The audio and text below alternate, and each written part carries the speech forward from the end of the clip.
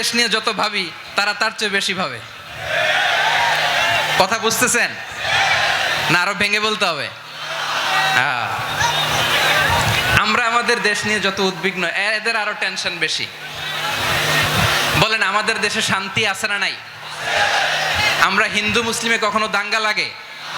আসতে বলেন, কেন লাগে? ওদের পূজা পার্বণে আমাদের মাদ্রাসার ছেলেরা যে পাহারা দেয়, চিল্লায় বলেন ঠিক কিনা? আমাদের তাফসির মাহফিলের সময় ওরা ডিস্টার্ব করেন, ঢোল বাজায় না। ওদের পূজা পার্বণের সময় আমাদের তাফসির মাহফিলের ডেট হলে আমরা চেঞ্জ করে দেই।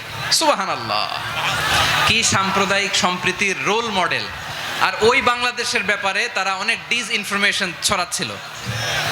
ভারতের অনেকগুলো গণমাধ্যম, আমি জেনারেলাইজ করব না, আমাদের প্রতিবেশী দেশের সব গণমাধ্যমকে আমি দোষ দিতে চাই না, অনেকগুলো গণমাধ্যম তারা ডিসইনফরমেশন শেয়ার করেছে। ডিসইনফরমেশন আর মিস ইনফরমেশনের পার্থক্য আছে। মিস ইনফরমেশন না জেনে ভুল বুঝে একটা মিথ্যা বা ভুল তথ্য ছড়িয়ে দেয়া, এটার ক্ষমা আছে, এটার কি আছে? আর ডিসইনফরমেশন মানে ইচ্ছা করে, প্ল্যান করে, ম্যাপ করে, ছক এঁকে মিথ্যা, গুজব, রটনা সোশ্যাল মিডিয়ায় ছড়ানো, এটার ক্ষমা আছে? আওয়াজ করে বলেন, ক্ষমা আছে? ভারতের কিছু গণমাধ্যম তাই করেছে। আমরা ব্যথিত হয়েছি, আমাদের হৃদয়ে রক্তক্ষরণ হয়েছে। আমাদের প্রতিবেশী দেশকে বলতে চাই, আমাদের দেশ নিয়ে আপনাদের ভাবার দরকার নাই, নিজের চরকায় তেল দেন, নিজের দেশ নিয়ে ভাবেন। গত মাসের ভয়েস অফ আমেরিকার রিপোর্ট, বাংলাদেশে সংখ্যালঘু জনগোষ্ঠী আগের চেয়ে বেশি নিরাপত্তা পাচ্ছে। Report voice of America, Muslim report নাকি? মুসলিম জরিপ, ভয়েস অফ আমেরিকা। কথা বুঝে নাই বোধহয়। ভয়েস অফ আমেরিকা কি আমাদের রিপোর্ট? না, ভয়েস অফ আমেরিকার জরিপ, বাংলাদেশের সংখ্যালঘু জনগোষ্ঠী আগের চেয়ে ভালো নিরাপত্তা পাচ্ছে। শুধু এখানেই শেষ না, মাইক্রোসফটের একটা জরিপ শোনাই আপনাদেরকে। তারা সারা পৃথিবীতে গুজব, ভুয়া আর মিথ্যা নিউজ ছড়ানোতে কোন দেশ সেরা একটা রিপোর্ট করেছে। এর মধ্যে 1 নম্বরে এসেছে ভারতের নাম। মাইক্রোসফট তো মুসলমানরা চালায় না? কথা বোঝে নাই বোধহয়। প্রতিবেশী দেশকে বলবো, আপনারা নিজের চরকায় তেল দেন, আপনারাও শান্তিতে থাকেন, আমাদেরকেও শান্তিতে থাকতে দেন।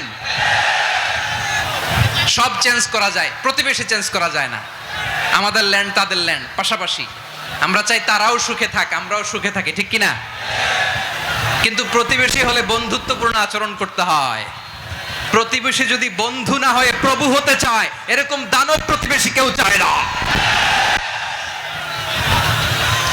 ভারত যদি বন্ধুত্ব উপহার দেয়, আমরাও বন্ধুত্ব দিব, কি বলেন? তারা যদি বন্ধুসুলভ আচরণ করে, আমরাও বন্ধুত্ব উপহার দেব। কারণ আমাদের পররাষ্ট্র নীতি হচ্ছে সবার সাথে বন্ধুত্ব, কারোর সাথে বৈরিতা নয়। আলহামদুলিল্লাহ বলেন, কত চমৎকার পলিসি আমাদের। আমরা নির্বিবাদী, আমরা বাংলাদেশিরা শান্তিকামী। We are proud of that. এজন্য আমরা গর্ববোধ করি। আমাদের পররাষ্ট্র নীতি সবার সাথে বন্ধুত্ব, কারোর সাথে শত্রুতা নয়।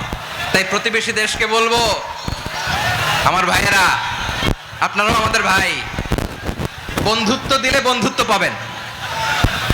বন্ধুত্ব ইজ ওয়েলকাম, দাদাগিরি নয়।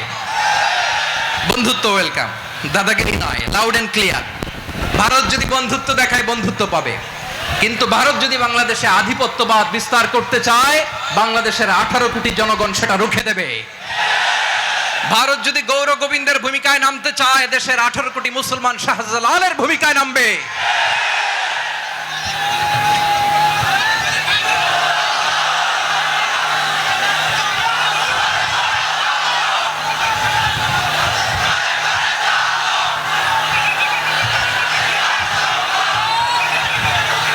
প্রিয় ভাইয়েরা, আমরা বন্ধুত্বে বিশ্বাসী, শত্রুতায় নই, ঠিক কিনা বলেন?